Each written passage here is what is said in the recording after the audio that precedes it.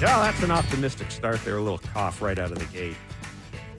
I haven't even read out the Jays lineup yet. It is Blair and Barker for Tuesday. Happy Tuesday, everybody. Happy Tuesday, Barker. Thanks, buddy. How you feeling? Okay. I feel fine. You do? Yeah. I mean, you're not down just because they lost 7-2 to the Baltimore Orioles last night. It's predictable. It's predictable. I just wonder what the at-bats are going to look like tonight. Corbin Burns not the easiest of gets. And that cutter and that location. I mean, it's stuff and location and power. You mix all three of those together, you know what you get?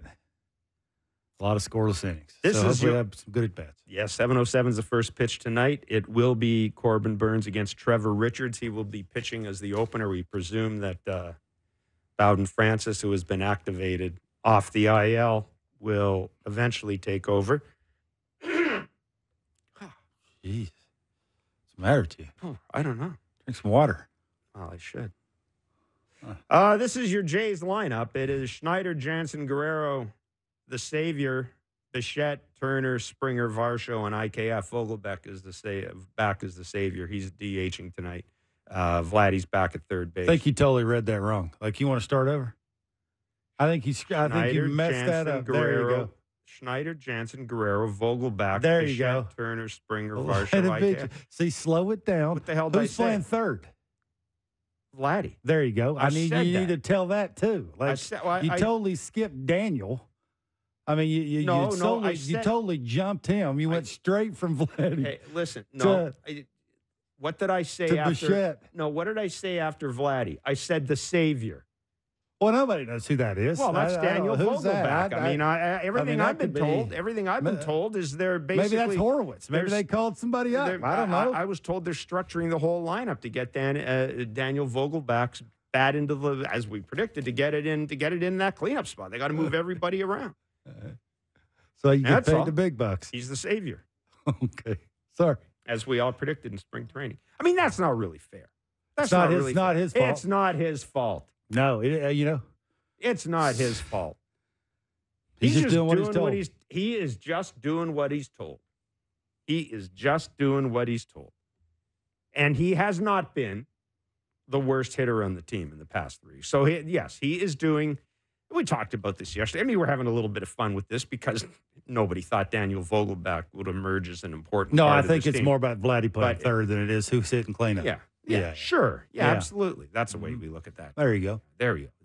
That's it. Vladdy playing third tonight.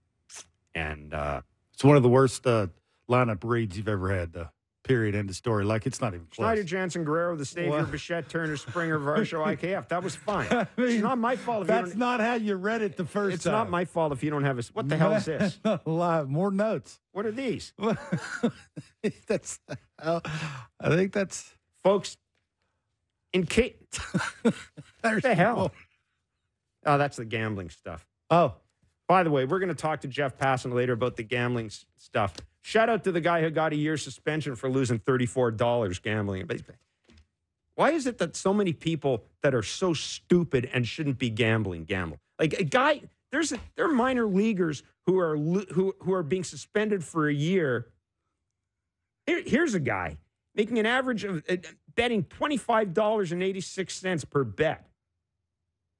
Being suspended for... Yeah, I would. This is just me. I have no idea, but I would think he might have a problem.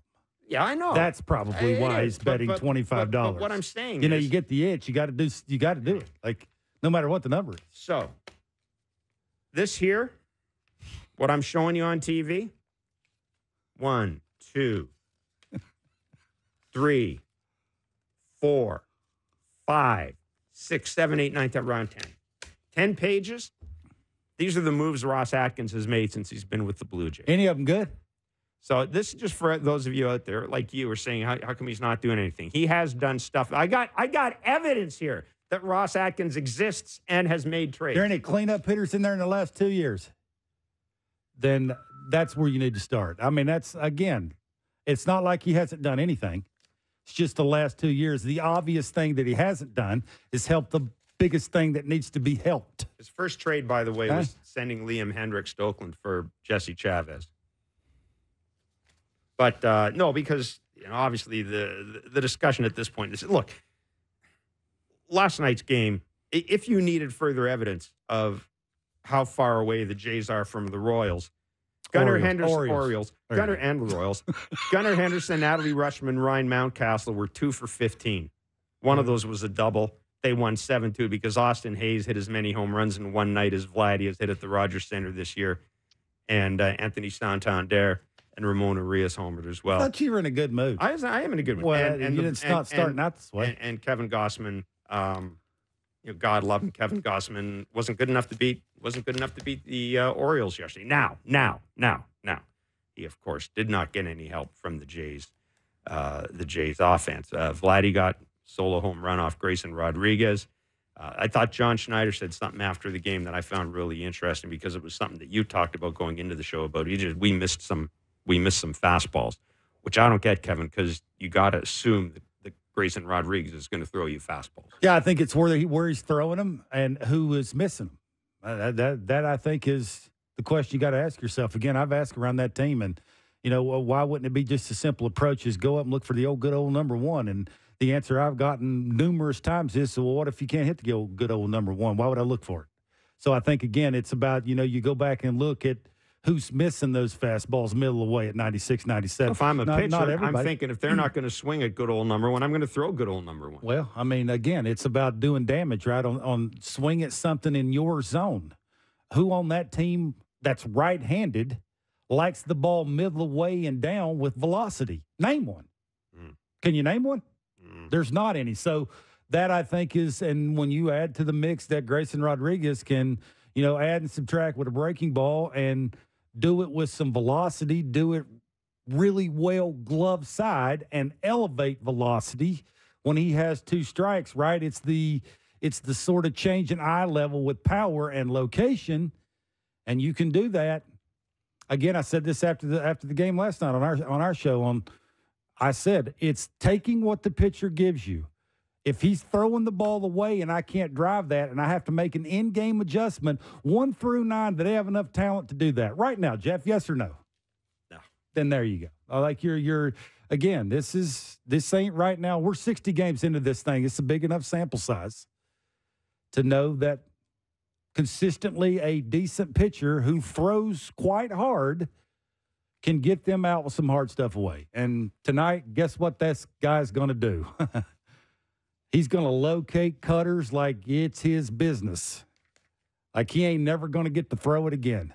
So you're going to have to be quick with the front foot, get that thing down on time, and that swing's going to have to be short and compact and direct to the baseball. If not, with who the Jays are pitching, yeah, Trevor Richards gets a start tonight. Yeah, I mean, that'll tell you again. Bowden Francis, I love him. I'm glad he made the team.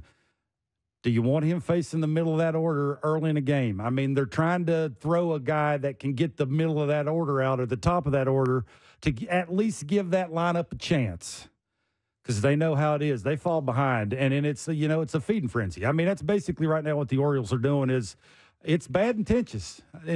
When they walk to the plate, they are thinking – I'm going to get this out over the plate sooner or later. He's going to throw me one down the middle, and I ain't going to miss this thing. And they're all walking up there like they are owning it. And it's up to the Jays to, hopefully score first. That'd be nice. Well, what are we at? Do that. What are we at now? 23 games? They haven't scored in the first inning? Yeah. Did we hit the 23? What's the record? The record 29 or something like that, right?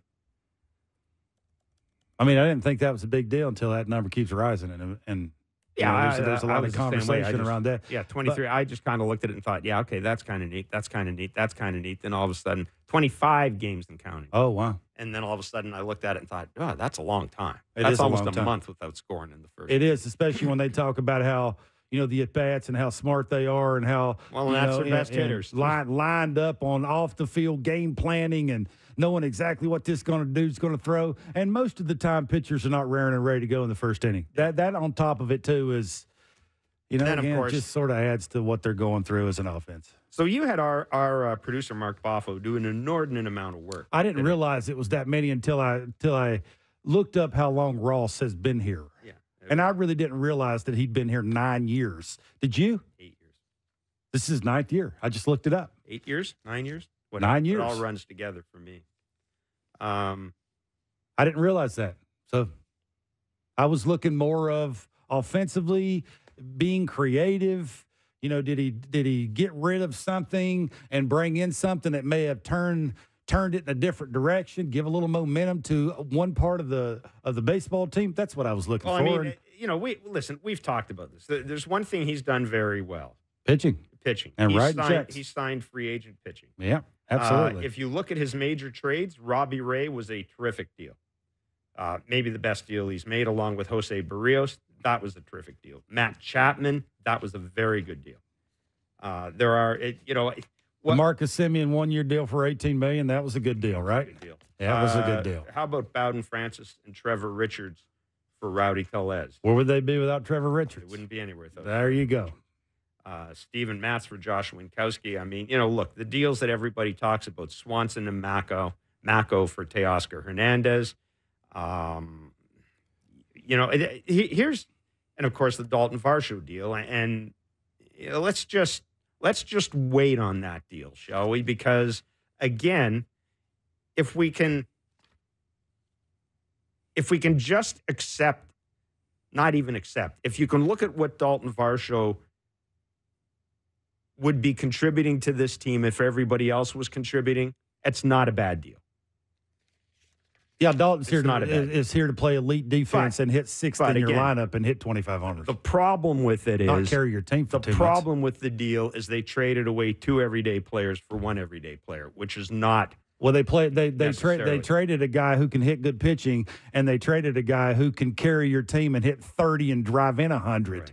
You know, it's sort of like, why do you put Vladdy at third and put Vogelbach in the DH spot and put Turner at first? It's small sample sizes. You're trying to get hot in a hurry. That's exactly why I had our producer do this. Is what have you done for me lately? Well, lately, yeah. And here's the thing. And you know, I've written this and I've said it. I mean, let's be clear.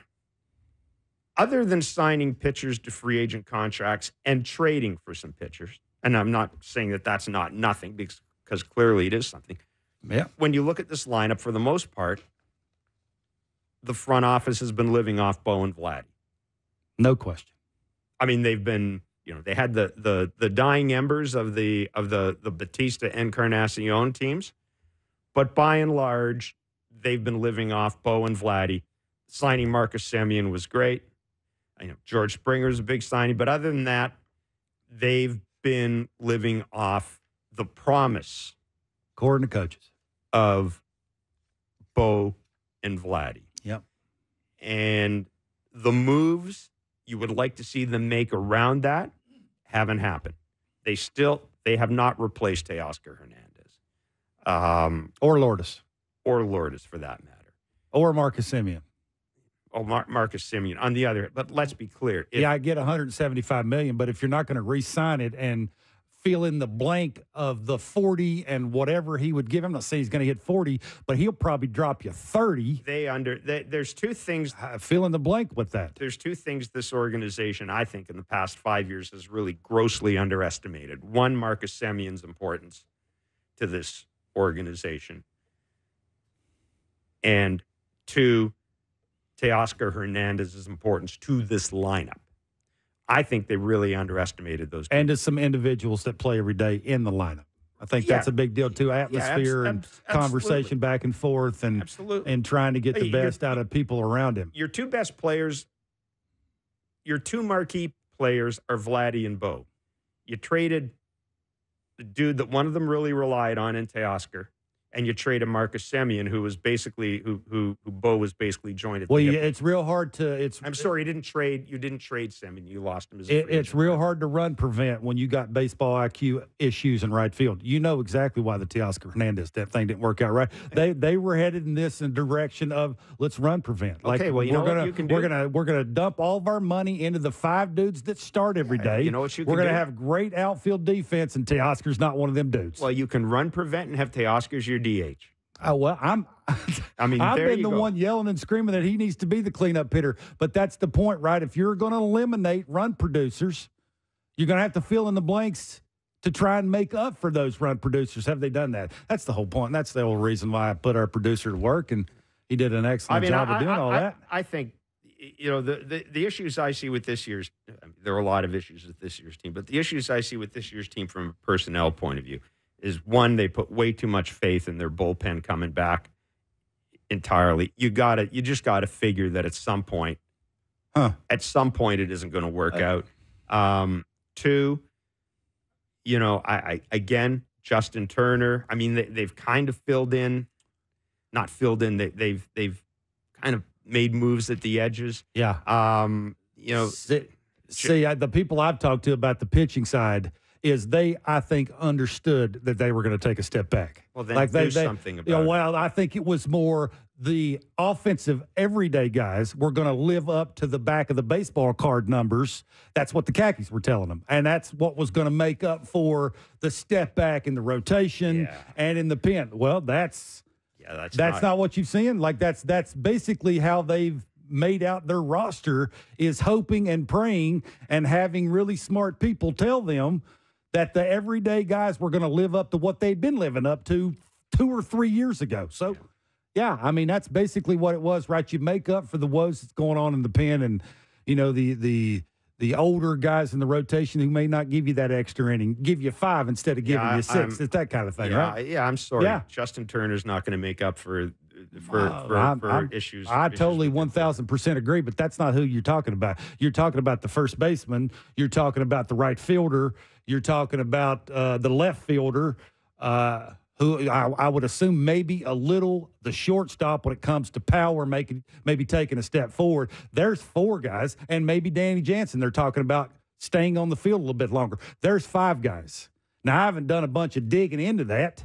And then you just add in another 39-year-old who's coming off a career year at 38, and you're thinking, I mean, again, it's not. I don't have to be in the room to take a step back and look at big picture with the Blue Jays and go, this is exactly what they're hoping for, and it just so happens it ain't worked out. Yeah. Well, they won fewer games last year than they won the year before. They're going to win fewer games this year than they won last year. They haven't been a good offense in a while. I mean, every once in a while, again, like you can't predict the future all the time. Occasionally, it's got to be, I write the names in, and they're more talented than the dude standing on the mound. And I've told you this. It's rare that happens. That's not the everyday player's fault. And it's the American League East. Look at the Yankees. They're lining up, and they got 2 behemoths that are just saying, jump on. We're taking you where we want to go. Orioles, they got 4 or 5 of them. Like, it's a lot, Jeff.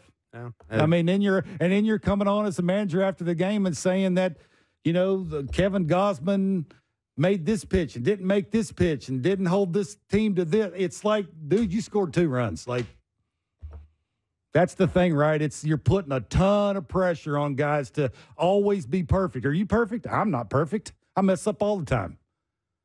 Imagine if you're one of the starting pitchers on this team, or a bullpen guy, or somebody who's trying to make money and feed their family. So they are what they are now. It is, that's exactly. And and the question is, because we'll be joined by Jeff Passan later on. He's done his much credit to Jeff, because I would never do this as a reporter. He basically did a 2-month glance ahead at the trade deadline. Crazy, right? Speaking of predicting the future, which is awesome. But he has some interesting, and I love his comments about Vladdy and Bo. And this is something that, Ross Atkins comes out and says it doesn't make any sense to trade Vladdy or Bo.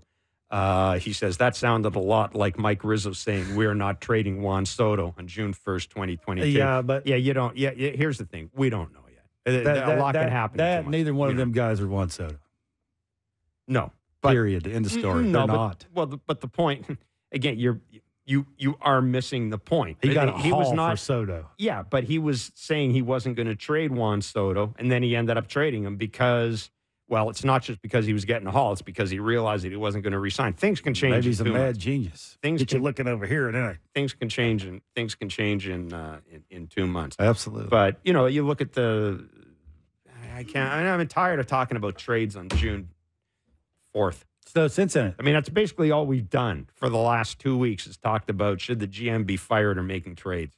That's bad. That's every show. I've actually occasionally mentioned that maybe you try and bring in another bat or two, but then you ask yourself, how would you do that? I mean, the minor league system really doesn't have much. Most of the guys that matter down there are hurt, and Orelvis Martinez going to get you anything? Well, Orelvis Martinez also, I mean, you got to develop somebody internally who's going to be able to play every day cheap. You just do, and he's the closest they got. So I still think he has more value. Now, if you look at his numbers in the minors, he has a real hard time hitting right. And have you ever looked his numbers against right-handed pitching in AAA? They're no bueno. That slider down in the way has been tough. And that's not. We're talking AAA pitching. We spent a whole show talking about how crap AAA pitching is now, and he's not hitting right-handed AAA pitching. So anyhow, but you look at in terms of what do you have to move. If we operate under the assumption that the Jays are going to keep Vladdy and Bo here and maybe try to sign them in the offseason, which is to me, that's I think right now your best case scenario, obviously. But you still got guys like Danny Jansen, Justin Turner, Kevin Kiermaier, even IKF. You might be able at the trade deadline to get something for those guys. I'll tell you what, I mean, if I was a contending team, I would have no problem having IKF in my team, playing a little bit here, a little bit there, a little bit. He's useful. He's a useful player. He's not gonna lose you a game. But yeah, other than that, unless you want to, bite the bullet and trade one of the pitchers. But yeah, it is. I've said this often. I have no sense, and maybe this is a good thing. I have no sense of where this organization wants to go, and maybe that's good that they're not showing their hand. Maybe they're going to surprise us all. But I think back to. I think the last time I was really, really surprised was when remember when Alex Anthopoulos signed Edwin to that extension right after the All-Star game? Yeah. Maybe I've got to think if you're going to hang on to these two guys, you've got to take a run at signing them. You can't just, I don't think, hang on to Vladdy and Bo because, what's the point in trading now because we're not going to get anything that helps us now and down the road. And I think something you noticed, too. What was the crowd last night? 23,800 for a bobblehead giveaway? 842. People usually love them, some bobbleheads. The other thing we don't always mention, but I think needs to be mentioned is it's June 4th. There's a lot of primetime TV ahead for the Blue Jays. Yeah.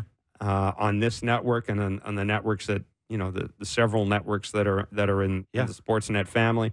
You got a lot of home games left in the new ballpark. The ballpark you just sunk half a $1 billion into, basically. It's you got to ask yourself, and you can throw your hands up in the air and say that shouldn't matter. Well, maybe it does matter. It is an entertainment product, and I do keep thinking about this. I just imagine the end of August with no Vladdy or no Bo, the team's in last place. You've really and that's why I've said for a couple of years now that figuring out what to do with Bo and Vladdy is the most important personnel decision this team has had to make in years. It just is. This thing could literally go in either direction. I mean, what if they both have okay years? It'd be easier to sign them to lesser money? No, they're going to. Wouldn't be. No. Bo's going to. No. I mean, having a lesser year isn't going to affect the money that Vladdy or Bo want. I mean, they might be a little quicker to take it. Really? You think Bo is more likely to sign a 6-year deal because he has a down year? I'm sure they're very smart people. They know what the market would look like if they went on. Do you know how many people who go on the market at the age of 26 years old end up getting less money? It's not happening. Like, we need to let's just forget about that. The idea that if they have a down year, they're going to be more likely to sign. No. 26-year-old free agents. Well, I think you'd have to be coming off a pretty decent year. At that age, I don't know. Carlos Correa got a big contract, and he had what? He had a bunch of injuries. Like, it's the idea that a down year makes a guy more likely to sign. It's the calendar that determines whether a player is more likely to sign. And if I'm a player and I'm a year away from free agency, well, I'm going to jump at a 5-year contract now because I had one bad year out of 5 or one down year out of 5. I mean, I don't think anybody's sitting there. Yeah, I don't know what Bo thinks he's worth. I mean, I would think that would be the first thing you'd have to look at yourself in the mirror and ask yourself. Probably thinks he's worth what just about every other shortstop in this game is. And Marcus Semien money? He's a shortstop. Is he Marcus Semien? Is he better than Marcus Semien? Younger than Marcus Semien. Is he better than Marcus Semien? Because if I'm paying that amount of money for him, at 26, 27, he's turning the corner at almost 30. He's not. He's 4 years away from being 30. That's the thing, right? It's if you're going to dump 6, 7, 8 years, what's the number going to be? I'm not saying it's going to happen. I'm just. Do you think that somebody's going to balk at giving Bo Bichette a 6-year contract because he's 26? Yeah, I don't know. They're worried about paying him at 32. The Jays gave Springer that money. They're going to be paying him that money at what, 34, 35? I mean, yeah, but they were in their window. They had to bring in somebody that could play every single day. That was the name. That's why they did it. And it was just so happened it was George Springer. That's why it happened. I don't think for a second that Bo or Vladdy. Certainly Bo's value, I don't think, is being hurt this year. Vladdy, we've said this is 3 years now we've wondered what Vladdy is about. We didn't spend last year wondering what Bo was about. We didn't spend the year before wondering what Bo was about. But we spent the last 3 years kind of scratching our heads and going, okay, what is Vladdy? The MVP guy who hit a bunch of home runs in minor league parks? Or a guy who is a good defensive first baseman and right now, I mean, he's hitting for a high average, but the power isn't there. We don't know what Vladdy is. But I think we have a pretty good idea what Bo is. Good enough that you'll look at a down year for Bo Bichette and go, it happens. Everybody has a year like that. But yeah, I've heard other people say that, this is going to cost Bo money. No. If Bo was 29 and was going to be a free agent at 30 or 31, yeah, it might be costing him money. But the age he's going to hit free agency at, he's a guy who's healthy. He's a guy who plays every day. Yeah, we'll see. We'll see if he gets Marcus Semien money. What's Marcus Semien money? Something 175. That's what it is, Mark. Something 175, I think it is. I mean, he'll get what most shortstops are getting. I would think. And I don't have that number in front of me right now, but I mean, he's not going. He's going to do okay. He's going to make a lot of money. And I just, again, it's about age and it's about timing. It depends on who else is on the market, too. That's one thing. Who else is on the market? We haven't done a deeper dive in that. Things change, too. You know what? 2 years ago, no one thought the New York Mets might need another shortstop because they got Francisco Liriano. 2 years down the road, they may want to move off. Yeah, Marcus got 7 for 175. It's a lot. Bo Bichette's worth 7 years, $175 million to you? It depends on what's out there. Depends who's looking for a shortstop. Man, I mean, I'm in that Bo Bichette camp. That's a ton of money. Like that is hitting second or third, dropping 35 and driving in 110, 12, 15, 20. That's a lot. Kevin, you don't know. I'm not saying he's not going to get it. If he gets it, good for him, but that's a lot. You don't know what the market is going to be. There may be no teams looking for a shortstop in that free agent class. Or there may be a few. Okay. But the idea that he's losing money with the year he's having this year. Vladdy, as I said, we kind of, the jury's still out on Vladdy. But again, you keep getting back to this. The age is so important. The age matters almost more than anything else. Like if I'm running an organization, age's not the only thing. It's not the first thing. I'm $175 million dropping on it just because of Davis, 26-year-old and can play shortstop every day. I don't know. That's a lot. You're pulling out a number. I would think he's probably going to get something along the lines of what Lindor would get or Correa got, something like that, because they're shortstops. I think it gets down to like those high-end teams. You stick those two players in the high-end lineups. Where are they hitting? That's what you got to ask yourself. Is Bo hitting third for the Dodgers, or would Vladdy have a better chance of hitting third? By the time By the time same with the Orioles, same with the Braves, by the time Bo's a free agent, by the time Bo's a free agent, those Dodgers were all 2 years older. Well, you get my point. No. Yeah, you do. Like if you're going to pay that, that's what I said. The better chance I would think of the Jays signing either one or both. I don't think they have any chance of signing both. So it's either or. Pick your poison, whichever one you like the most, whichever one you think that has the higher upside, that can carry your team for long periods of time. That's the question, right? How would it look? Would it look different? Both guys coming off a decent year instead of a leading the American League in hits year. That's all. I don't think it necessarily makes any difference. Bo is, you know what Bo is. Unless you're looking at this year as an indication that his career is over. He's fallen off a cliff. I don't think that. But there's been a lot of pressure on both of them guys to carry this team for a long time, and that's not the easiest thing to get past. I'm not saying he's not a great player, and both of them can turn into be what both of them think they're going to be. Yeah, it is true. They have not had any postseason success. That you can't get. And that again, right, is what Marcus Semien, 175, winning a World Series. Well, he got that before he won a World Series. So anyhow, well, that's why they gave it to him. Joe Siddall is our Blue Jays analyst on Sportsnet. He'll join us next. It's Blair and Barker on Sportsnet 590, The Fan and Sportsnet.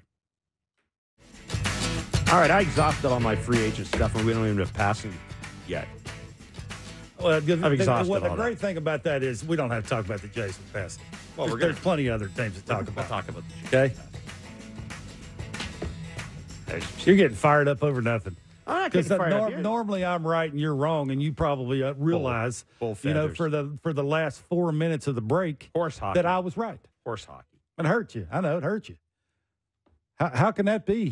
I've been around longer than June 4th. Bart. I've been around longer. June 4th, and we're yapping about. I mean, what else you want me to win a damn game? Yeah, good luck. Say that tomorrow. Just win a game. Win a series. They just won a series. We're going to be doing against the Pirates. Because you know what the first two calls are going to be about in Blue Jays talk tonight if they don't win. Corbin Burns really good, eh? Yeah, he was. It's going to be fire. You might as well call it the Fire Ross Atkins talk. Oh, man, you're the leader of that show. You can just say, hey, thanks for calling. Call us tomorrow. Hey, let's bring in Joe Siddall. He's our Blue Jays analyst on Sportsnet. How you doing, Mr. Siddall? All good, gentlemen. How we doing? Oh, we're living the dream, my friend. We are living the dream that is the 2024 season.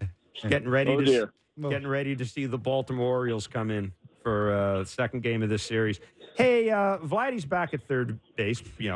Not a big surprise. We've kind of gone. I mean, we've talked about this. We've talked about this ad nauseum. But Joe, I wanted to ask you: is there, from your point of view, is there any? I don't even know how to ask this. Is there a downside to having Vladdy at third base? Well, I think you're messing up defense in a few different positions, but I know none of us are worried too much about defense right now. It's just a funny thing when the reason I think we'd all agree this is happening. I was off on the weekend, and I saw that Vladdy was at third base one day. I said, geez, take a few days off, and all kinds of stuff hits the fan. You know what my first reaction was? Who did they acquire in a trade? Right? That was my first reaction. What, did they get Pete Alonso? They got Pete Alonso. Great. We've seen him fool around and take ground balls, but guys do that all the time. I didn't think it was going to happen. So anyways, yeah, so it did. But I think the whole reason behind that is the idea here, and this may sound funny, but it's to get Vogelbach and Turner's bats both in the lineup. And, Turner's scuffling the way he is. I've used the word platoon a couple of times now from last week, even I think to our show last night. I would have just DH Vogelbach, and when they bring in Danny Coulombe or the lefty out of the pen, Turner can pinch it. I think that's probably your better off. But in saying that, the other option is leave Vladdy at first, DH Vogelbach, have Turner come in later. So what? Then you got IKF at third, and then you got Biggio or Clement at second. Like it's kind of a wash offensively, I think. I know they're trying to get Justin Turner going, but we know that's not looking real good. So I don't know. It's a desperation move. Let's admit it. They're pulling out all the stops. I mean, if we left spring training, Kev, I saw you down in Dunedin. Can you imagine that day we talked that if we said a few months from now, like in June, David Schneider's going to be leading off for the Blue Jays. Jano's going to be batting second. Springer's going to be hitting sixth. I mean, we would have thought this team is in big trouble. And you know what? This team is in big trouble. Yeah, I mean, I made the point yesterday in Blue Jays talking. It's not original, but, we had somebody call up and, again, they want somebody fired. And, in ranking order so far, I'd say it's probably Atkins 1, Schneider 2, Shapiro 3. I mean, if the daily rankings, if you want to put it up there. Hitting coaches in there, too. Hitting coaches in there, too. But, I mean, I made the point to this caller. I said, I'm not a close personal friend of John Schneider. He's not the worst manager I've covered. He's not the best manager I've covered. I happen to lean towards the he's a good manager side. And I said, but I can guarantee you this. I guarantee at no point in February did he wake up one morning and go, man, Vogelback cleaning up. This is just, I can just see it. People have to realize this. And I think you're right. This is desperation. And I don't know what the next step is after desperation. I would hate to say that bringing Spencer Horwitz up classifies as desperation, because if I had my way, that's what I want to see right now. I want to see what this guy's about. Well, I think it makes a lot of sense right now, only because of where we're at. We've seen Justin Turner scuffle for a while now. This isn't a week or two, right? Like, guys go through things. Good hitters go through things. But after that first month, it has not been good at all. And we continue to see teams attack him with fastballs. They're going to get him to chase away. He's not handling the ball away. Corbin Burns, you don't think he's going to get some cutters and sliders away tonight? Like, this will be interesting, right? Like, that's why I don't really get it. So, yeah, if you've got a bat, listen, I'm also not one of those to say you're going to go down to AAA and have someone save the day. Yeah. Because that's, again, this is the trouble they're in. This is where the lineup is at right now. But, getting back to the manager, it's like if you would have told me in spring training, John Schneider, the manager of the Blue Jays, it's his fault that Bo Bichette's got an OPS under 700. Like, what is that? I mean, or is it the hitting coach's fault? Like, those are the things I don't really get.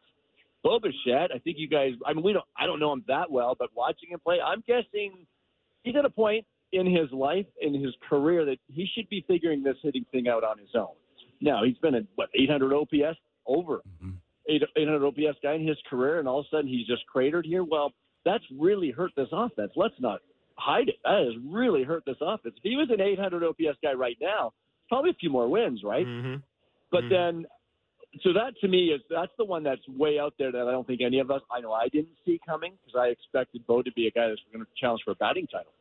But when you see what Springer's doing, I think the red flag should have been up a little bit last year, shouldn't it have? I mean, maybe not this much, but we saw the offense really, really suffer. And Joe, I think he's going to be a year older and better this year. That's just not logical. No, and his offense suffered last year, and he was healthy for the most part. Yeah. That's the thing that really, that's just not good. When you, the more you play, the worse you are. You don't ever want to be there as a player. No, and we know this team protects the players very well, and that's great and all. But at the same time, you got to produce. Yeah. And that's all of this, guys, is not even mentioning and I think you guys probably talked about a lot in the offseason too. Are you going to come back in 2024 and expect the pitching staff to do the same thing? Like, that was really good. And you don't usually do that in back-to-back years, and look where we are now, right? Yep. So to me, you needed more offense, and B, you needed your key guys. And yeah, I'm looking at you, Vlad. As good as he has been, and it's hard to say anything bad about the guy because he's so good right now in the batter's box. But come on, Vlad, he should be hitting 30 homers.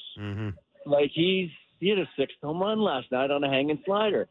I don't think I've seen him hit a 95-mile-an-hour fastball very well at all lately. He might hit a single to right field on it. And that's and again, that isn't to get on, Vladdy. It's just, but that's what you're missing, because he is capable of the most of anybody in this lineup, and it's not happening. Give me a positive in the offense. Could be IKF. It could be Varsho. Could be Springer starting to hit a few more fastballs to the pull side in the air. It could be a David Schneider. Got to be a positive in here that you've liked since your little time away and you've been back a day. Give me a positive.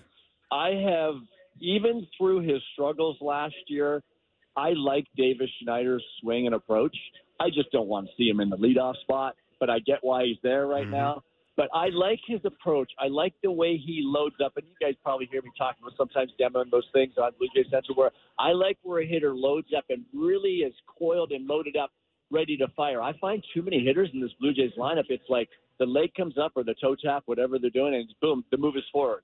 It's like up and boom, move is forward. Well, it's too fast. It becomes rush. And that's why I think at times some of these guys struggle with good fastballs. And we saw it last night. Now, Schneider's a victim of that as well. But I like the way he coils and the way he turns in behind the ball, because if you're not turning behind the ball, you're not getting that bat on plane early. And if you're not getting the bat on plane early, number one, you're going to have tough time getting the velo. But number two, you're not going to have a lot of adjustability in your swing.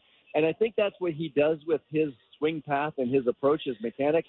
It allows him to get to fastballs. And yes, I know he's got a hole up the top up there, but it also allows him to get to the off speed, the breaking pitches. So I like him moving forward, not as a leadoff hitter. I'd like to see him hitting fourth or fifth because I think he can be that kind of guy. You know, there's some swing and miss there for sure, but he's got a pretty good knowledge of the zone, and he's a threat. I remember in spring training, I was just talking to somebody. I think I was talking to Rich Griffin over in front of the dugout here a few minutes ago before I came on, and we were talking about spring training, and I remember doing some spring training broadcasts, and we were talking about Davis Schneider, like, are they going to keep him? And I remember pounding the pavement saying, this guy has to be on my team because of the threat that he poses, and there are just not enough threats in the lineup. So we know that Jordan Romano's down for a while. We know that Trevor Richards, who has probably been he and Jimmy Garcia, probably the two most consistent relievers, and we know he's going to start tonight. And Bowden Francis, we presume, will get the bulk role. We've talked about a lot about the Jays not making moves, and I understand you're not necessarily going to make a transformative move on June 4th. But Joe, maybe isn't it time that maybe the Jays try to do something to get another bullpen arm in here? Because if you got a game where Jimmy Garcia is going to close and Trevor Richards is going to open, I understand this may be a one-time thing, but you're basically limiting, I think, your two best bullpen arms right now. And I look at other teams around the game, and are they adding, fireballing closers? No, but good teams are adding relievers because it's this time of the year where you start to get a sense that maybe this guy we were counting on in the bullpen is, maybe we can't count on him as much now. That's what would make me happy right now is if they made a move to address the bullpen and get another Trevor Richards or, gosh, even another Adam Simber type of guy. Don't take you much to make you happy then. Yeah, I mean, I see what you're saying, Jeff. I haven't really thought of that. I'm thinking here this team started the season without Swanson and Romano. They're two back-end guys from last year, most important guys, and then now they're without them again. So it kind of goes back to the lineup. It's like, man, who would have – well, I shouldn't say who would have expected all this because I also just finished saying a few minutes ago, how is this pitching staff going to repeat the performance, both rotation and bullpen? That hasn't been on my radar big time. The problem is, you get into some of these games and, nobody pitches 3 days in a row anymore. Mm-hmm. 3 of 4 is a big question mark. So you just don't know in terms of that usage. Would another big wing arm help? Absolutely. With all the injuries, of course. But I think Chad Green's going to step up now. So you've got those guys back there. The issue with Green and Garcia back there is Richards now. This is going to be interesting how they move forward because you've got Richards tonight. He could go 1 inning. He could go 3 innings. We'll see. Right. But he's kind of been the savior down there, right? But if you're going to need him each 5 days with Francis, then you're kind of without one or both of them the next 4 days, right? They're chasing their own tail, so you can only do that so long. We saw that last year. So, anytime you can pick up another good bullpen arm, you do it. But I'd rather see Bo and Vladdy start raking for a couple of weeks before anything else. Oh, yeah, listen, I agree with that. That's the issue. But my point is that may not happen. This is 60 games now with this lineup, and this may be all you're going to get. Bo may be having one of those years. And if I can't address that, then I'm pivoting and saying, okay, what else can I do to give my manager and give my team a chance here? And maybe, again, people roll their eyes, but Find me a trade that was more effective in the short term and the long term, or trades, than bringing in Trevor Richards and Adam Simber. Those were huge moves, and I got to think you can do that. They were. Those guys were so good, and then because relievers are so fickle, you don't know how long they're going to be in. Sure enough, Simber faded out, and Trevor had his struggles too, but now he's amped it back up with his new version of himself, throwing that changeup a little slower and throwing it a ton. And I think that's why he's starting this game tonight, trying to get those lefties up top of the lineup. And you turn the switch hitters left-handed and they change up plays. But, yeah, anytime you get out of bullpen arm. And I think maybe, I don't know this, but maybe are they waiting to see what the verdict is? I think Romano had an injection and see what Swanson does. But they're also they don't have the luxury of time much anyway, right. Or either way, right? Because here it is early June, but when you look at the standings, I said it last night, there aren't a lot of great teams, right? There's like maybe less than a handful of good teams in the American League. There's going to be like 6 teams going for that third wild card. Yep. And they're kind of right in it because none of the teams are like great if they would get their act together here, right? Yeah. But and so do you wait 2 weeks on that? Well, now maybe you fall out of it, right? Like, so you're right. If you're going to kind of try to patchwork that bullpen, maybe now is the time while Romano and Swanson are, well, they're both out. I mean, the Baltimore Orioles are adding Julio Teheran. The Baltimore Orioles they're doing pretty well. This is scoring like 5 runs a game, though. I think that's the difference, right? You can fill in the blanks and overlook bad things that are happening because you're scoring 5 runs a game. Right. Hey, with Pearson and Pop, do you like Pearson's slider enough that you're confident when he comes in the game? Do you like Pop's cutter enough against lefties that you're okay if they were throwing him against 2 lefties and a righty instead of 2 righties and a lefty?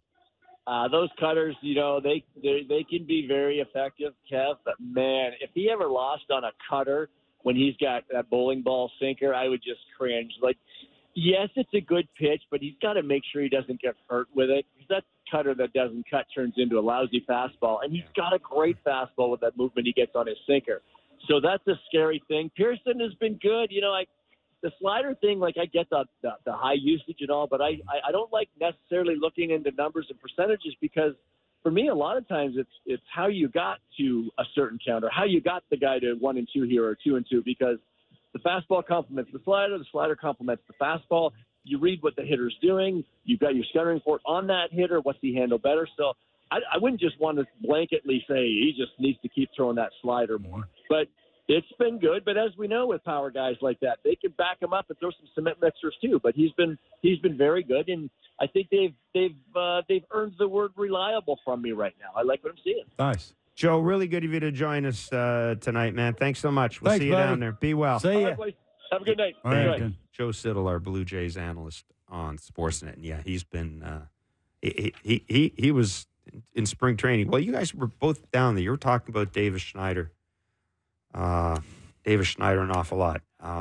It's going to be fascinating to see if, All-Star voting, I think, starts tomorrow. I wonder if there'll be one of those funky things where a whole bunch of people get together and decide they want Davis Schneider to go to the All-Star game and start stuffing the. I'm okay with that. Who else they got? Yeah. It's like, I'm okay with that. It's Barrios or Garcia for me. Yeah. And yeah, Schneider would be the only everyday player that I would think would even have a sniff of it, which is, again, when I say this, it's not, there's no disrespect meant to anybody because, it's the same thing with Daniel Vogelbach. Hey, Daniel Vogelbach is doing his job. Yeah. And that's it. And he's, we can sit here and say we didn't expect to see Davis Schneider leading off or Daniel Vogelbach hitting cleanup. I guarantee you neither of them did either. The point is we're not taking anything away from them because you know what? They're getting an opportunity and they're impressing who they have to impress. Yeah, I think to your point is coming into the season, Davis Schneider and Dalton Varsho could not be the best 2 hitters the Toronto Blue Jays run out there on an everyday basis. No, they'd have to be filling in the blanks. I think that's your point. And the thing with Dalton Varsho is their extra base threat right now. There you go. Roch Kubatko covers the Orioles for Masson, the Orioles, the regional sports network that covers the Orioles. He'd join us at the top of the hour. Jeff Passan is our MLB insider with ESPN. He's already had a trade deadline piece up there. It's not even June 4th, so you think, or it is June 4th, it's not even June 5th, and you think we're the guys talking about trade. It's Blair and Barker on Sportsnet 590 The Fan and Sportsnet. All right, welcome back to Blair and Barker. Oh! I turned my headphone up way. Whoa. Way too high. You're a little sensitive between them breaks, though. Yeah. I'm just kind of, I was in such a good mood today. Why are you still not in a good mood? I just kind of got pissy when we kept talking about all the conversations and money and this is what happens when you have expectations around a team and they're not living up to them. Like you got to try and find answers, just like Jays fans, are trying to find answers because they care. They want to see their team good. They have two really good players, core players that play first and short, and they want to see some things surrounded with that. That I think is fair. I'm just not certain fans or radio talk show hosts should be the ones looking for answers. That's all. So basically, we shouldn't even have a job, is what you're saying. No. Well, that's basically what you're saying there. What I'm saying is, I think that, the people are getting paid a ton of money to find answers. Yeah, the only sometimes it's you don't have to look really, really far away. You look at what's right in front of you. And what's right in front of you is the last 2 years offensively, they're not even close to how they pitch and play defense. And the harsh reality of it is this is the American League East. If you don't do a bunch of hitting. Yeah, you know what? I'll tell you, I think given where the Jays are right now, I don't even think we need to talk about this as the American League East. Because they're not a very good team, whatever division you put them in. There you go. It's fair. So, that's right. That's a very good lineup wherever you put them. Because you're right. Well, their pitching hasn't been real great either. They got some weaknesses there, right? It's sort of they give up. They give up tons of homers. They do, yeah. Tons of homers. But again, you got to be fine. You got to add and subtract. You got to almost feel like you're perfect. I'm not making excuses. They're making enough money. They can make their own excuses. But I would think if you're a pitcher, it's not the easiest thing to turn around and look at that scoreboard and it's 1-0, 2-0 all the time. And you're like, man, well, if I give up a run here, it's 3-0. We're losing this, and it's not going to look good on me. So I'd say it's not the easiest thing to do. And maybe they'll turn it around. Sometimes I think when you face a really, really good pitcher, it forces you to be really, really, really, really, really good with your mechanics offensively. Hopefully that happens 1 through 9, and they score 5 runs, and the other team don't score 5 runs. Corbin Burns on the mound for the Orioles tonight. As soon as you say that, then I just mentioned the name. Yeah. And it's like you put your head down like that. Thanks, Blair. Trevor Richards gets the start for Chris the Blue Black Jays. just came in here, producer of the TV show, and was saying that it's called Blue Jay Central. Yeah, I believe, well, I'm not on that, so I'm on our show, and was talking about Corbin. Was talking about Corbin Burns, and he gives up a lot of stolen bases. And what was the first thing out of my mouth was, you got to get on first. Is that negativity? It's too much, isn't it? Hopefully it happens. I'm rooting for them. I know they work hard. 7:07 will be the first pitch tonight. Try. Blair and Barker will be on following the game on Blue Jays Talk. I tried too when I was in the big leagues, and I ended up in Double A, but that's just me. The Jays lineup is as follows. Slowly. Davis Schneider in left field. Danny Jansen behind the plate. Vladdy Jr. at third. Daniel Vogelbach, DHing. Bo Bichette is the shortstop. Justin Turner's at first base. George Springer's in right field. Dalton Varsho's in center. Isaiah Kiner-Falefa is the second baseman. And Trevor Richards is the starter. How do you feel about how you did there? Like, how do you feel about that? It's way better. Everybody understood it. Everybody knows where everybody's playing. You sort of put emphasis on third base.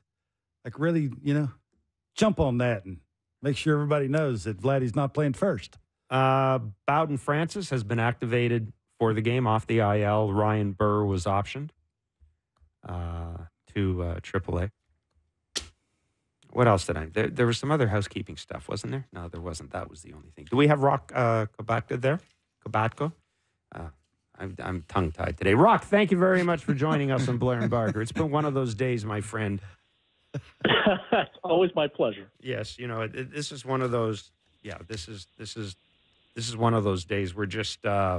It seems like every day's been one of those days so far for this. I was going to say, in other words, it's Tuesday. It's Tuesday. It is Tuesday in the 2024 season, and could look very much like Monday looked, and tomorrow might look very much like Tuesday or Monday looked. Hey, Gunnar Henderson's awfully good, isn't he? He is. It's amazing that he was a 42nd pick in that draft. There were 41 other opportunities to take the guy. I don't know what they were missing there, but yeah, he was a little bit of a project when they first drafted him. He was raw, but they saw the tools, and he moved much quicker than I think they were even anticipating. And man, this kid is toolsy for sure. And, you know, fans here, a lot of them say, "Why is he batting leadoff? Lower him in the order." He's excelling at the first spot. If it ain't broke, you know, just let him hit leadoff home runs, let him drive in runs. He's not leading off every time he bats. I wouldn't mess with that kid at all. Roch, you made this point, and it is true. I mean, he was not the first overall pick. He was taken 42nd. What did the organization, because I know you've covered that team for a long time, what did they think they had when they took him?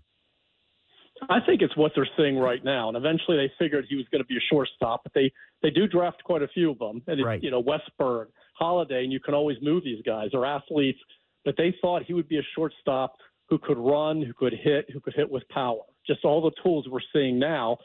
But again, you know, he was young, raw, coming out of Alabama. I don't think they thought that it would be this quick, that he would move through the system the way he did. And you know, just a super good kid. Like, you talk about plus makeup.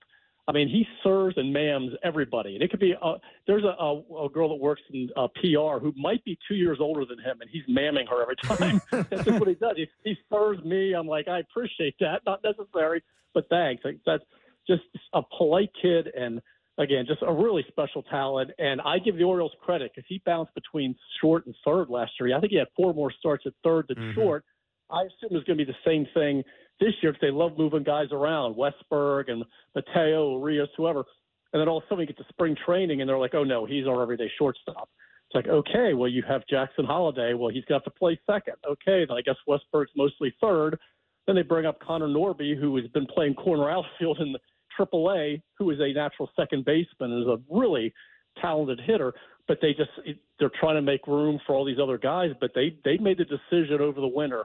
Gunnar Henderson's our everyday shortstop, and he looks like a Gold Glove shortstop. Yeah, it's, you know, we had a conversation. I think it was with Dan O'Dowd earlier this year, and we were talking about how you go about making sure when you have a surplus of elite minor league players, elite prospects, how important it is that you make the right read in the guy. And one of the stories we were talking about was, you know, Derek Jeter's first year made a ton of errors. There were people in the Yankees organization that wanted him to move to the outfield.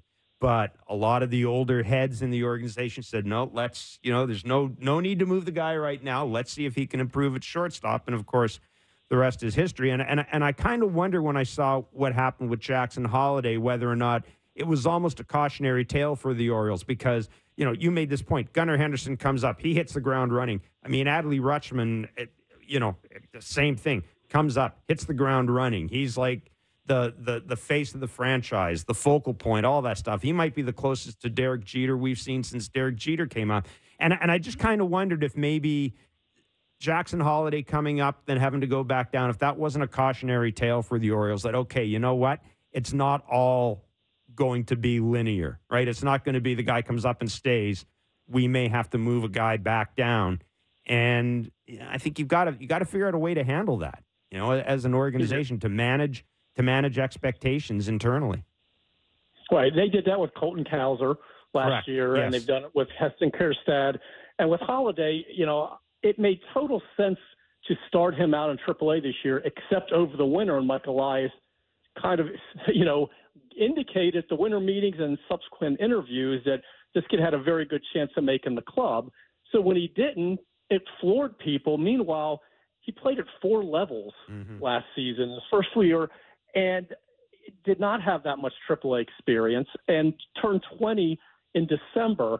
And the Orioles normally, without stating a certain, you know, specific number, they tend to want guys to get X number of plate appearances, innings, whatever, in AAA before promoting them. So this would have been a big exception to have him break camp. Now, granted, he's a very special talent, 1-1 top prospect in baseball, but it totally made sense to start him out in AAA. And then, of course, they bring him up quicker than we thought they were going to and struggled in his 10 games, whatever, and they sent him back down. He's really starting to perform well again. He's still getting used to playing second. They want him to see more left-handed hitters down in AAA. for all the right reasons, it made sense to keep him down there for a while. It's just the expectations are raised so much. He will be back up, and when he is, he's going to play second base pretty much every day, and that puts Westberg at third. And it's really interesting because they went from this fluid, versatile infield where guys were moving all over the place to being a lot more set all of a sudden. Like back in the days with Ripken at third, Bork at short, Alomar at second. They're kind of getting back to that again because they've got guys that they really like at these specific positions, and you can't move them around. If you move Jordan Westberg, then you're sitting Jackson Holliday and vice versa. So, but yeah, I mean, Holliday, he's going to be fine. Again, just turned 20 in December. It's just expectations are raised through the roof, and there's still some things he needed to work on. He's made some adjustments in his stance. And again, the last 10 games or so, he's really been playing well again. Roch, do they need to get one or two arms in the bullpen to win a World Series?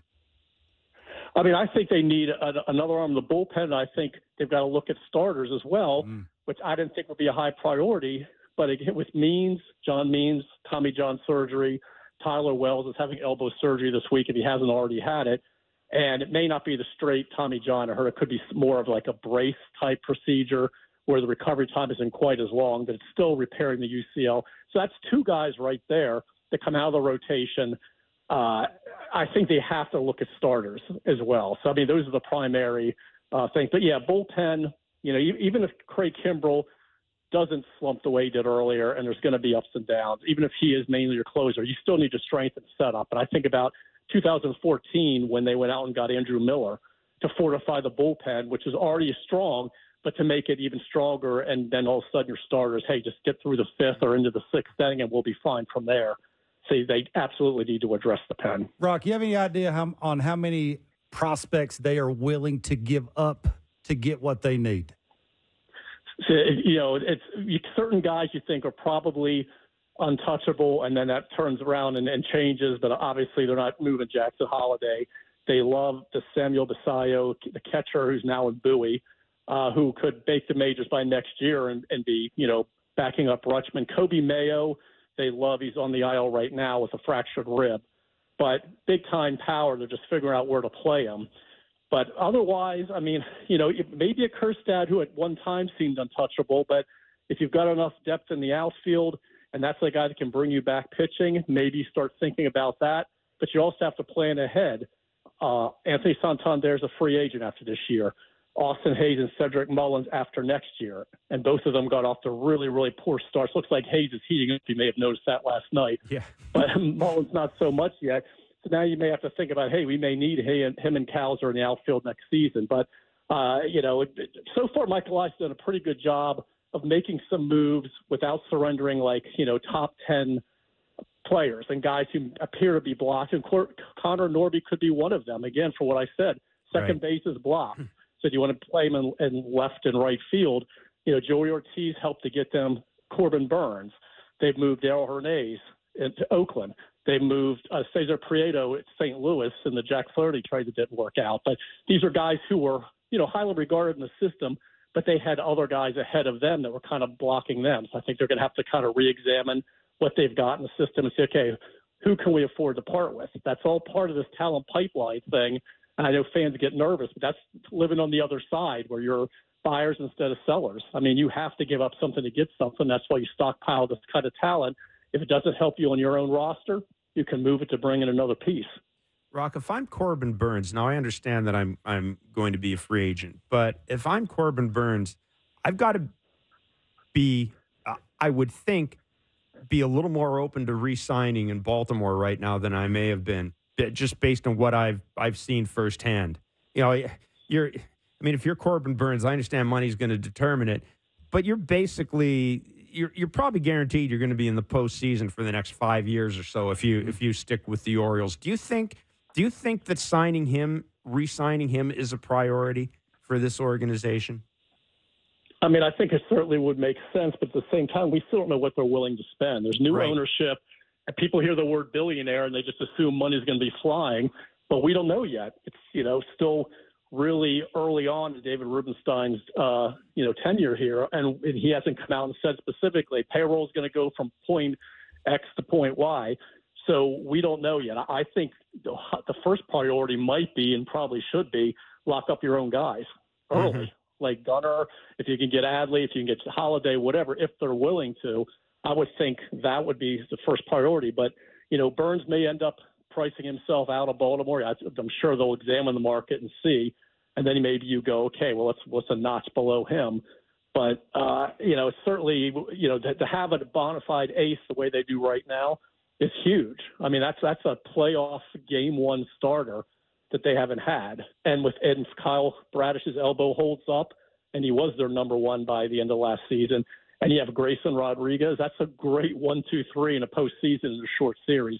But then you look ahead to next year, and if you don't have Burns, you've got to bring in somebody else who could at least mostly fill those shoes. I just don't know what the cost of that's going to be. Absolutely. Do you think Brandon Hyde is ready for this? September, October, I know last year, it's sort of a two-parter. Do you think he learned anything from last season's postseason that he can take into this postseason? Expectations off the charts. Like losing's not a thing anymore. You think he's ready for this? Yeah, I do. And, I mean, the one thing we always kind of keep an eye on is handling the pitching, the bullpen. Sometimes we'll joke about, man, is this game 7? Because it's kind of like managing to win every single night. But he also understands that he can't wear guys out. He's trying to, not more than 2 straight days and try and limit how often they get up. But I think more than anything, it was just, they ran into a really, really hot team, obviously, in the Rangers last year that ended up winning it all, and didn't have that same pitching that the Rangers trotted out. And experienced, track record type guys, and that could be a different story. I just think having that playoff experience last year certainly helps. And the talent now that they have another year with Gunnar and Adley and guys like that, I think they're better equipped to make a deeper run. And yet I'm saying that they're not even in first place in their own division. But strangely, it's become a 2-team division. I don't know if it's going to stay that way. We're still early. But we always say this is the best division in baseball. Right now, it's 2 teams and then the other 3, which is really strange. And on paper, I look at Toronto and say, what's going on here? Because every year I think they're going to be the best team in that division, or certainly one of them, and just seem to be underperforming. Yeah, there's a lot of that this year. Believe me, there's a lot of. I don't know if you guys have ever talked about that. Yeah, or not. if you had the answer for that, how much money you'd make? Holy moly! I mean, there's on our website today. I made this point. There's a great shot on the Sportsnet website of Vladdy going off the field, kind of slumped over, and Gunnar Henderson is pointing towards the Jays dugout. Now, I'm sure he's just talking, but it basically looks like go. I mean, it may be the picture that sums up the 2024 Blue Jays season. It could very well be the case. Hey, listen, Roch, thanks so much for joining us, man. Good to talk to you again. Be well. Yeah, have fun. Hey, you too, guys. Thanks. Thanks a lot. Roch Kubatko is the Orioles reporter with Masson, does a perfect job. He's almost been in the beat as I don't think anybody has them answers for the Jays. Nobody. But, Roch makes a good point. It's not just in Toronto. Look, the Rays, the Magic's gone. The Rays. I think injuries has sort of derailed what they're trying to do. Exactly. The Magic's gone. Yeah, when you get rid of talent. Yeah, the Magic's gone. Boston. Boston's got nothing to lose. I think that's where they're at. But my point is here, there's a big separation between 1, 2, and 3, 4, 5 in this division. No question. And that's something that I think, once you sort of start looking at broader picture, that concerns me as much as anything. For the life of me, I don't know how the Yankees let Juan Soto go. I just cost. Yeah, I make it work. I'm almost at the point now where, I think the Garrett Cole decision is as much Garrett Cole's as theirs, but I'm almost at the point now where I got to keep Juan Soto. Yeah, I'm the Yankees. You think front offices from the other 3 teams knew that the first 2 teams you just mentioned, the separation was going to be so far apart from those 2 teams that's why we may have not have seen what we wanted to see done in the offseason? You know what? I don't think they would ever admit it. But I'm beginning to wonder about it. It's funny you mentioned that. I went back and read, some of the comments that Craig Breslau made with the Red Sox, some of the comments the Red Sox people made. And, of course, they were getting pilloried in Boston because they didn't do anything. Like, I can do it, but it ain't really going to help. That thought did enter my mind. You look at the Blue Jays, And hey, they made their run at Ohtani. Whatever we want to say about it, they made their run at Ohtani. I think that if Juan Soto's a free agent, they're probably at least going to take a run at Juan Soto as well. Again, a lot needs to happen. Their name will be mentioned. Their name will be mentioned. It's always mentioned. Their name will be mentioned. Yeah. But and again, it should be. They should, if Juan Soto is a free agent, be sniffing around Juan Soto because they are a big market. They're not a small market. Yeah, they're not the Miami Marlins, so they should be in that. But I've wondered that. I have wondered whether, Soto goes to the Yankees, Ohtani doesn't come here. Okay, what are you left with? Barring a trade, what are you left with in free agency that's going to really? Matt Chapman coming back? Yeah, are we anywhere near the Orioles? Probably not. Are we anywhere near a Soto, Judge, Cole? Nobody knew Cole was going to get hurt, but that's the point, right? Yeah. Were we anywhere near what those two teams are? Could we get close to winning the American League East? I think. Is it enough to go out and try and give up the farm to just fight for the third wild card spot? Look, I ain't making excuses for him, but boy, you take a step back and you look at big picture. That has to be that has to enter knowing your rotation may take a step back too, which I think they knew. And you know what? Maybe what you do is you say, let's see how it goes. I mean, if at the start of the year the Yankees aren't as good as we think they are, I mean, the Orioles were going to be good, but if the Yankees aren't as good as we think, I think organizations, whatever people may think about this general manager, that general manager, this president or that president. Again, organizations do a lot more forward thinking than we think they do. I mean, I remember I went to school listening to Brian Burke one time at a game talk about sort of how general managers do their business. I was sitting beside him, and there's a lot more going on than we think. And you may be onto something. I think there is a point where somebody in the front office scratches their head and says, okay, what can we do to move the needle here? And what is, more to the point, what is move the needle? Is move the needle just get us into a playoff spot? And that doesn't explain what they didn't do last year. I mean, I'm just talking about this year going into this season. And last season. Last year's a different, because last year you didn't have the Yankees being a jug. They didn't have Soto last year. That's why me saying it out loud and then thinking about what they didn't do last year, I'm sort of thinking about it. I probably shouldn't have said that. It's very hard to understand. Like maybe I'm giving them too much credit that they actually would sit down and go, man, them two teams ahead of us. Are they that much better than we are? I think organizations. I think organizations do that. I mean, if you look at the Miami Marlins now, I understand that they've got their own separate financial issues, but I'm sure Peter Bendix looks at that league and goes, we got no chance. Because the Ohtani thing was more about money, right? Yeah. I mean, let's be honest about it, right? I don't know if it was so much about winning other than it was about how much money they were going to make off of Ohtani just being in their organization. I mean, it does, right? It sort of goes hand in hand, but what is the let me ask you this. It's a business. What is the downside? Which is smart. What is the downside of signing Shohei Ohtani? There's not one. I'm not saying there is one. Yeah, exactly. I'm just saying. Speaking of Shohei Ohtani, he has been given clearance by Major League Baseball. That is a quick investigation. Bing, bang, boom. Bing, bang, boom.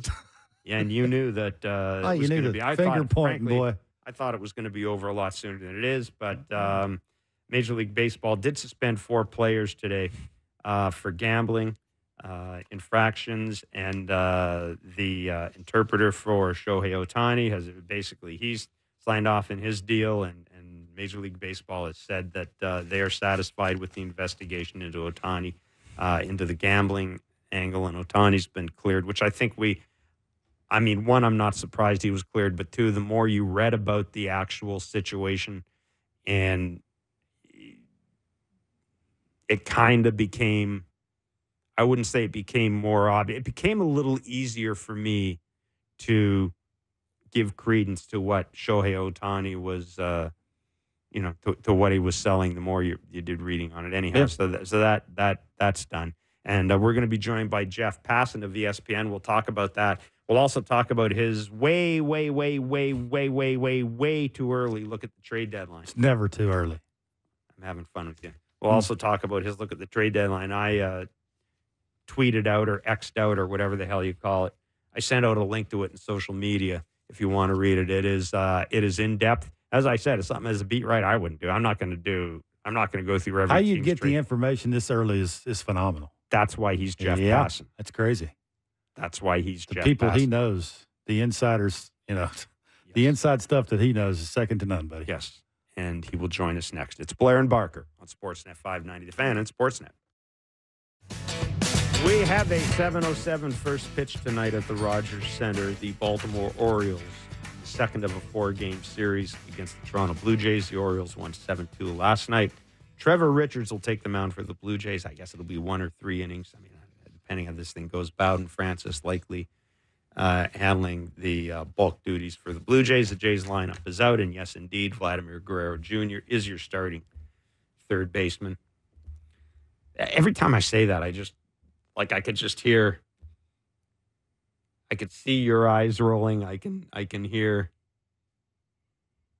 Well, power to you. I can sense the reaction of folks, but Vladdy is at third. Daniel Vogelbach is DHing. Justin Turner in the lineup at first base as the Blue Jays attempt Got to to say, have we tried everything? water out of a stone, man. They've tried everything. Water out of a After stone. this, what else is there to try? Don't seem like they want to call up a minor leaguer, so I don't know. what's next? Let's see if Passan has any answers. He usually does. Jeff Passan's our MLB insider with ESPN. First of all, Passan, it takes big stones Big to ones. write a trade deadline ones. preview on June 4th. 56 days before that happens. Well, I suppose that is correct, but I feel like if you go back 2 months from now and look through this, there will be a lot of things where you nod your head and say, damn, he knew what he was talking about. Not everything. There are definitely elements of this that are bound to change, but I think it was the right time because after Memorial Day, it's starting to get into focus. Yes. You know who the really bad teams are. You know who the really good teams are. And you know who I call them in the piece hinge teams. You know the teams on which the interest of this deadline is going to hinge are at this point. And all that we know from me about the Toronto Blue Jays right now, Ross Atkins can say publicly that they're not going to be, he doesn't think that it makes any sense for them to move Vladimir Guerrero Jr. or Bo Bichette. And that is correct until it does. In the same way that Mike Rizzo 2 years ago said, we are not trading Juan Soto on June 1st. And by August 1st, guess what? Juan Soto was traded because he got a package that included James Wood, Mackenzie Gore, and C.J. Abrams, who are now like the fulcrum of this organization for the next half decade. Yeah. So, yeah, if you get the right guys, anyone is tradable. Absolutely anyone is. Okay, I think you set that up exactly the way I wanted you to. Where do the Astros fit in all this? They're in such a weird position because not only have they had success, but they've had championship level success. One, a little iffy. One, I don't think anyone looks back at and says that they didn't earn it. So they're just a couple of years removed from a World Series title at this point. But man, it can go ugly quickly there. Alex Bregman, in all likelihood, is leaving in free agency. Ryan Presley, I think they're going to let go because they've got Josh Hader and Brian Abreu and others in the bullpen. So those are the two main pending free agents. But the interesting ones are for 2025. And there's been such a shift, guys, in the organization, not just since Jeff Luhnow left, but since James Click left. This is a much different run organization than it was with either of them. And Dusty Baker is gone now as well. A lot of the power in that organization is in the hands not just of Dana Brown, the general manager, but Jeff Bagwell, who has Jim Crane, the owner's ear. And if they do not believe that they are going to re-sign Kyle Tucker, who's a free agent after the 2025 season, they should certainly consider trading him. And that's a weird thing to say because Kyle Tucker is one of the best players in baseball, guys. Mm-hmm. Look at the numbers year after year. He is consistent. He hits for power. He runs. He's a plus defender in right field. Like, he is everything you want in a corner outfielder, and he is young enough where if he hits free agency, that number is going to start with a 3. Like, he's a $300 million player at this point. You know, and I'm just not sure. I'm not sure that the Astros want to go there. Yeah, I love the way you put where the Blue Jays are, because I took that to mean it doesn't make any sense because right now we don't like we know, we have been told that the Jays have at least sounded out teams about Bo. I don't know about Vladdy, but we know that there has been some chatter, shall we say. And I took that to mean that we don't like what the offers are right now, or we don't think we don't like what the return might be. But I did want to ask you this, because Kevin and I went back and forth in this.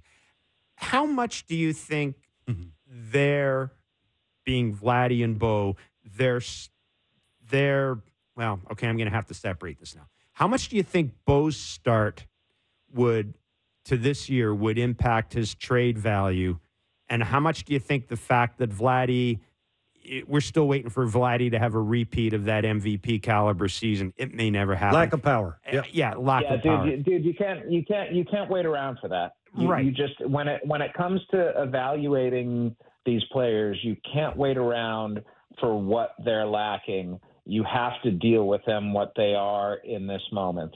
And that's where the folly of trading guys who have MVP capable seasons in them, that's where the folly is, because there's a chance that they're going to go to this new place, unlock it, and then it's going to be doubly bad, because it's going to be like, what, you guys couldn't figure this out, but you go somewhere new and they figured it out immediately. I mean, we've seen that happen so many times where a guy goes somewhere else, figures something out, and it reflects poorly upon the administration that got rid of him. And I think there's a little bit of fear of that. But to me, what the Blue Jays are doing right now, and their tack with Vladimir Guerrero and Bo Bichette, is precisely what they should be doing. I think it's very reasonable to wait until the middle of July, until after the All-Star break, and to assess where you are in the standings then, what the rest of the market looks like, and give this team the opportunity for the next 6 weeks to show that it's good enough that neither of those guys should be on the move, and they need to stick around and be part of a playoff run. That's why these next 6 weeks to me are so imperative for not just 2024 with the Toronto Blue Jays, but 2025 as well. You could go and trade either of them right now, but the truth is you're not going to get demonstrably more now than you would as July 31st approaches. That's when you're going to be able to get the maximum on a deal, by giving a team 2 postseason runs with these guys. And, you can overhaul the future of your franchise in doing so. It would just be so painful. Like, that's the part of this that we all have to reconcile as it's being discussed.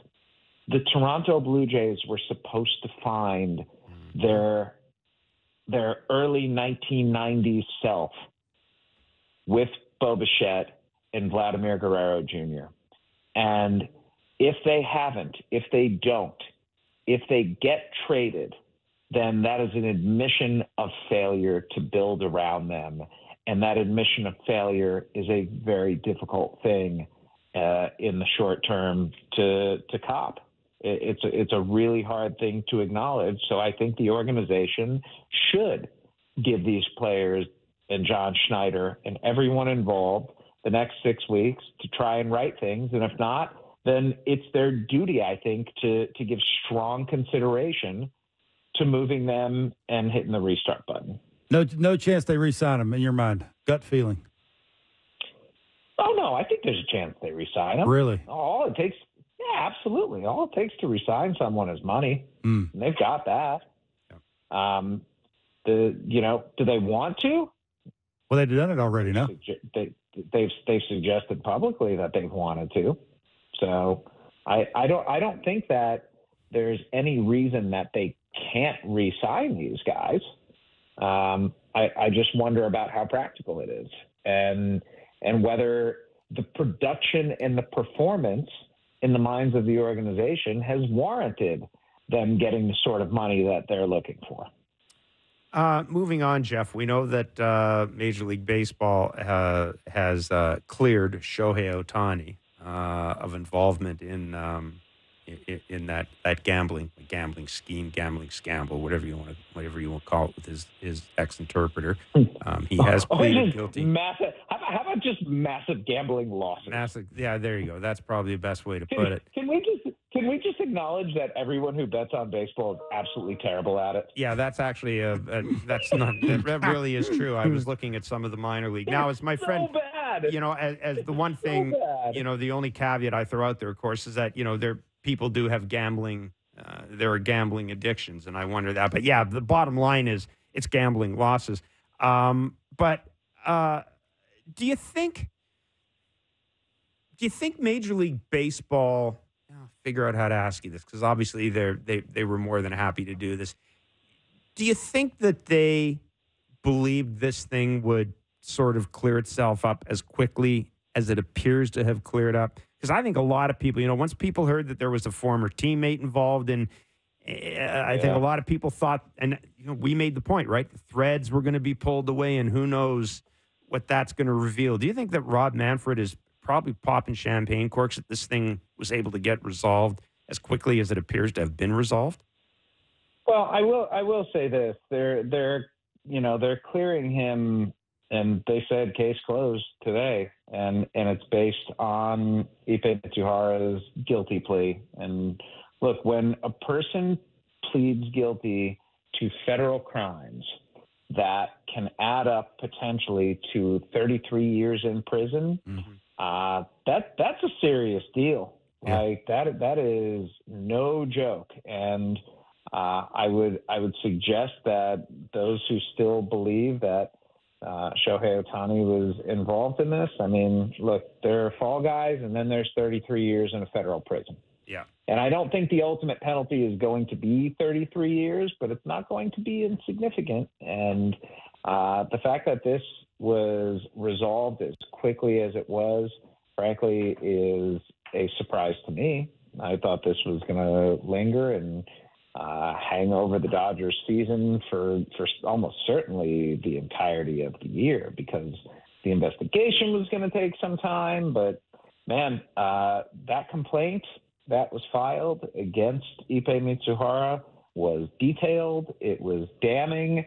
And if we're at the point where he is pleading guilty now to these crimes, barely a couple of months after all of this happened, it is very fortunate for Major League Baseball that this was the outcome, and the outcome had the rapidity that it did. Can I ask you about Tucupita Marcano and being and being declared permanently ineligible? See, this is one thing, and again, I'm not Major League Baseball. I go ahead and enforce the rules with sports betting and all that. I get that, but you know what? That seems, and I don't know anything about the guy. That seems really heavy-handed, Jeff, to ban a dude for life.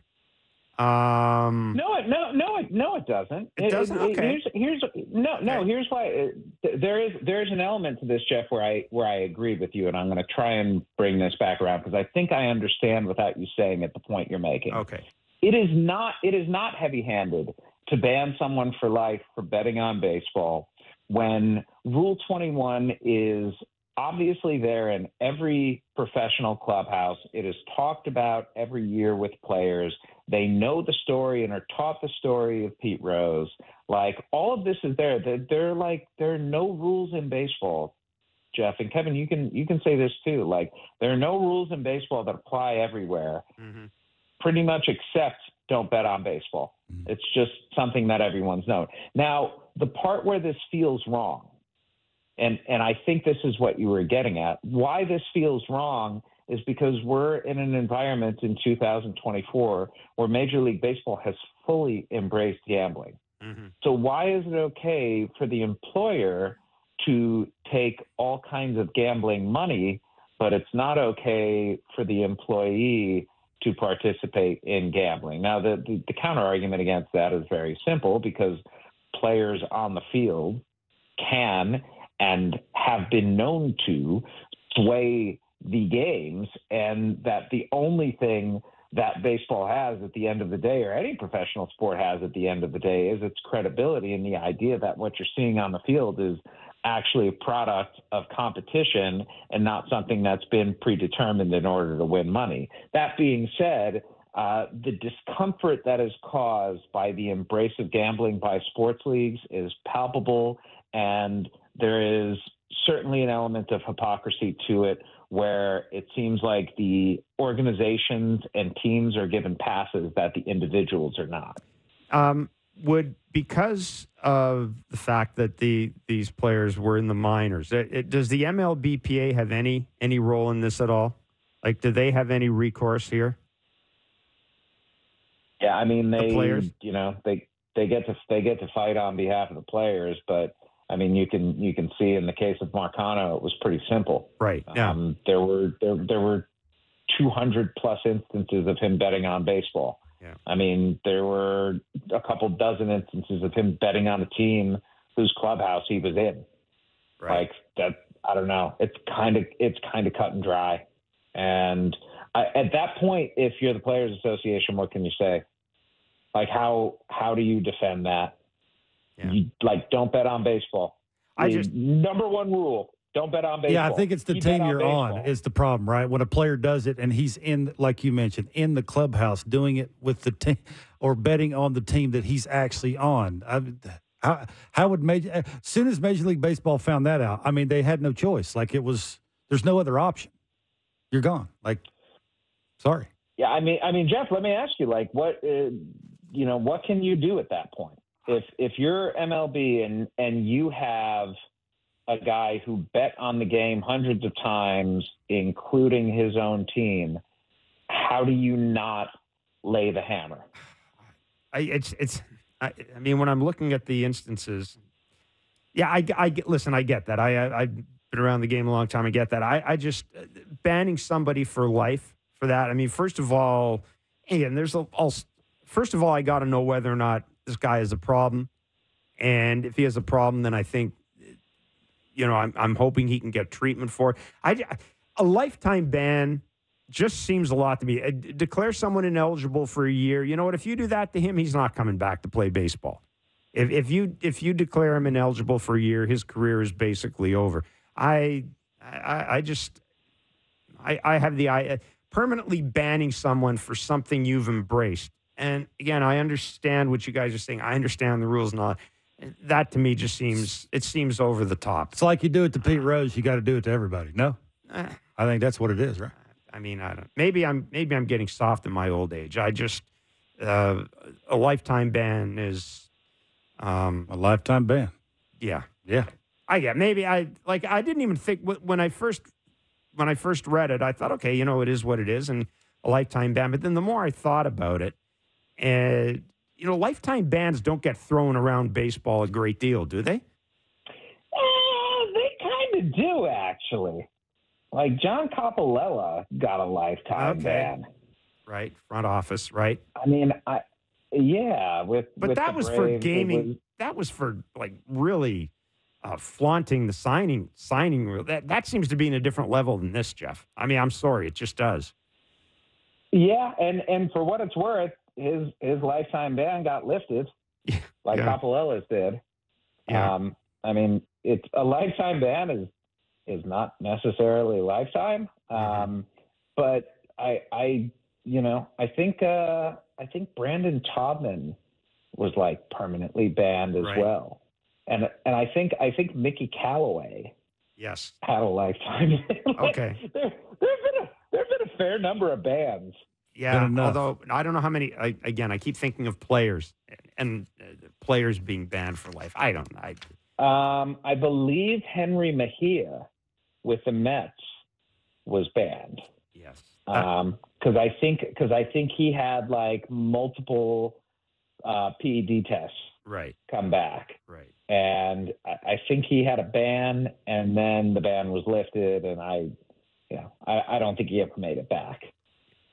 Like I said, I feel kind of even wasting time talking about the guy, but I just for some reason, I just felt, I don't know. Maybe it's minor leaguer for the most part.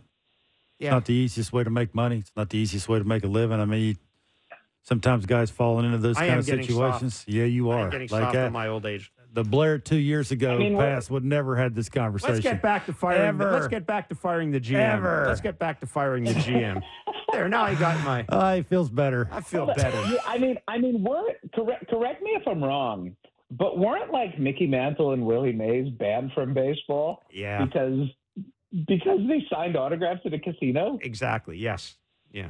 So anyway. You want to talk about where baseball has gone in the last 4 decades? Yeah. We've gone from 2 of the 10 best players, maybe 2 of the 5 best players in the game's history, getting banned for signing autographs at a casino, to MLB having partners in the legal gambling industry who came to them with information about the players who were betting. Yeah, that is true. It's they're partners. They're financial partners with legal gambling entities. It's wild to me. Wild. Mr. Passan, we're going to let you run. Good job, buddy. Terrific stuff as always, my friend. Be well. Way to walk Jeff off the plank. Yeah, that's way to go, buddy. My pleasure, boys. Take it easy. See ya. Jeff Passan of ESPN joining us. I feel guilty now that I had a little soft spot. Yeah. And I get more and more conflicted about maybe it's because I'm kind of a live and let live, whatever.